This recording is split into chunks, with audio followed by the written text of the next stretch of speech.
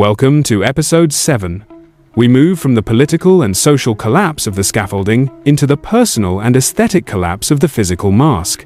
In Isaiah chapter 3 verses 16 through chapter 4 verse 1, Isaiah turns his attention to what happens when a culture becomes obsessed with appearances, when the outer costume becomes the identity and the inner essence is neglected. This passage is sharp, confronting, and often misunderstood. Our aim is not to attack beauty or personal style. Our aim is to understand Isaiah's warning about vanity as a moral and spiritual disorder, a life turned outward so completely that truth inside begins to decay. This presentation is a metaphysical and psychological inquiry that uses certain concepts associated with the Seth Material by Jane Roberts as a conceptual lens. It is not a replacement for scripture, doctrine, or personal faith. The Bible is honored here as sacred text.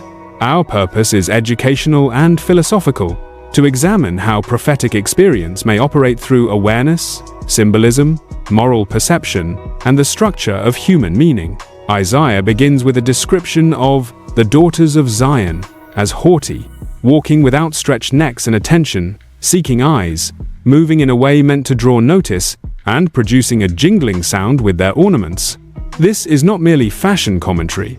Isaiah is describing a posture of the soul.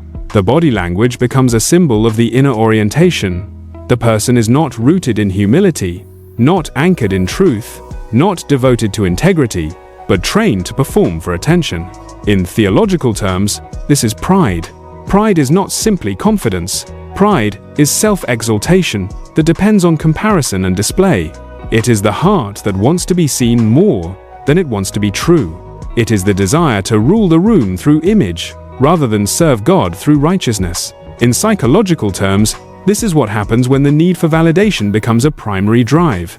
The self becomes outward focused. Identity becomes something negotiated through eyes, reactions, and social status. The person becomes a manager of appearance.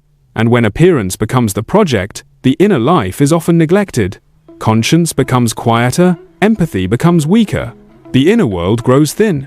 If we borrow Sethian metaphors carefully, we could say that the physical body is a costume we wear in the visible world, but the costume is not the core.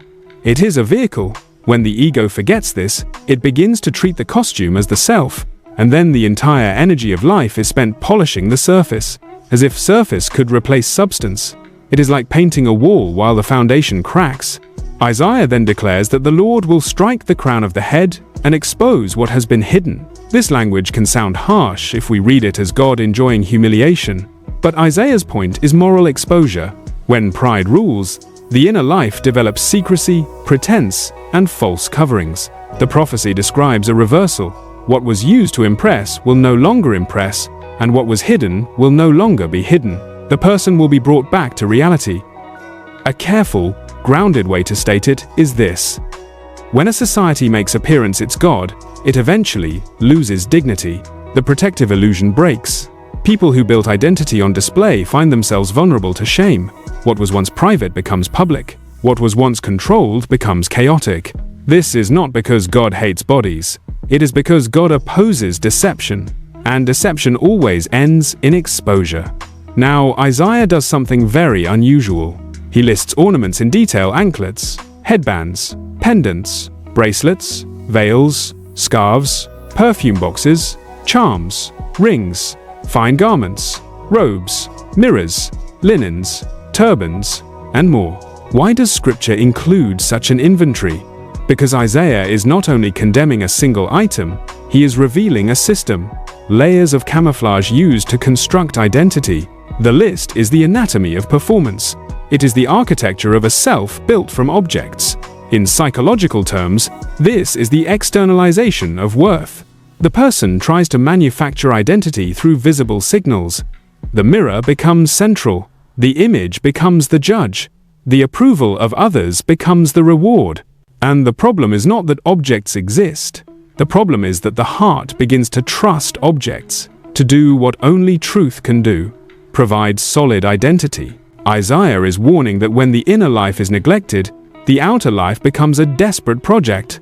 The perfume is no longer enjoyment, it becomes compensation. The garment is no longer expression, it becomes protection. The ornament is no longer beauty, it becomes a shield against insecurity, and the shield grows heavier over time, because insecurity never heals from the outside. If we use scientific language as metaphor, we could call this a closed feedback loop. The ego checks the mirror, receives a reaction, adjusts the performance, checks again, and becomes dependent on the loop. But the loop never produces deep peace. It only produces more craving, because external validation is unstable. It is a currency that inflates. It demands more and more attention for the same feeling of worth. Then, Isaiah announces a great substitution. Instead of pleasant fragrance, a stench. Instead of a sash, a rope. Instead of well-set hair, baldness. Instead of fine clothing, the signs of hardship. The prophet is describing reversal, the collapse of the aesthetic illusion. Again, we must interpret carefully. Isaiah is not teaching that beauty is sinful. Beauty, in scripture, can be a gift. The issue is vanity. Beauty weaponized for pride. Beauty used as control. Beauty used to replace righteousness. When that happens, the culture becomes hollow. It looks alive, but it is decaying. In systems terms, a society that invests everything in image while neglecting justice eventually becomes unstable. Corruption spreads. Security fails. Conflict rises. When crisis arrives, the ornaments cannot protect anyone. The surface cannot stop collapse. The substitution Isaiah describes is the moment when reality overrides performance. Isaiah then connects this collapse to the consequences of war and judgment. Men fall by the sword, and the city's gates lament. The gate is the place of commerce and leadership. When the gate mourns, it means public life has been wounded. The city becomes desolate and sits in the dust. This image is powerful because it is the opposite of vanity. Vanity wants elevation, spotlight, admiration. Dust is humility. Dust is the ground. Dust is reality. The city sitting in the dust means the performance is over. The mask cannot float anymore. The soul is forced to touch what is true. And then Isaiah gives a final, tragic picture in chapter 4, verse 1. 7 women grasp one man and plead to be called by his name, to remove their reproach. This is not a romantic scene. It is a social and spiritual exposure. It shows what happens when identity collapses. People become desperate for a covering. They will provide their own food, their own clothing, their own survival, if only they can obtain a name, an external label that shields them from shame.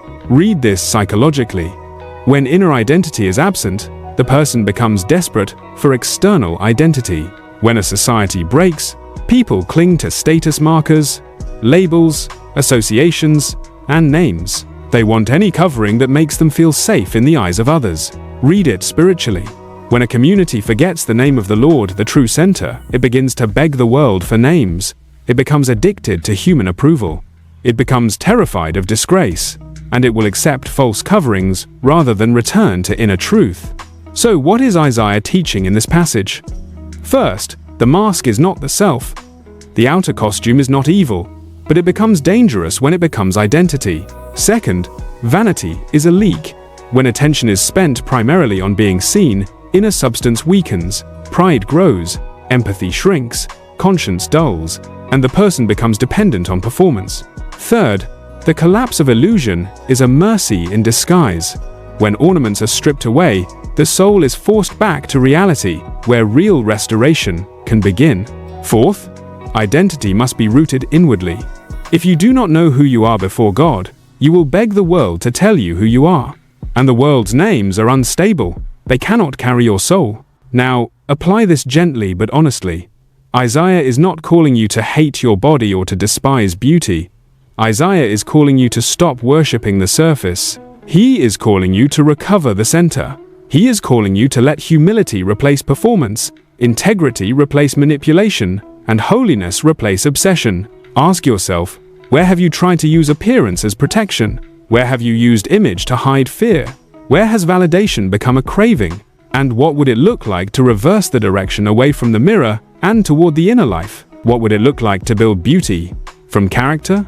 From honesty? From compassion? From truth? In the next episode, we enter Isaiah chapter 4 and the promise of the branch of the Lord, a new growth that is beautiful because it is holy. We will see that after stripping comes renewal, after dust comes cleansing, and after collapse comes a vision of restored glory. If this work helps you find your center, support it. Like the video, subscribe to our YouTube channel, and shine from within. Find your beam.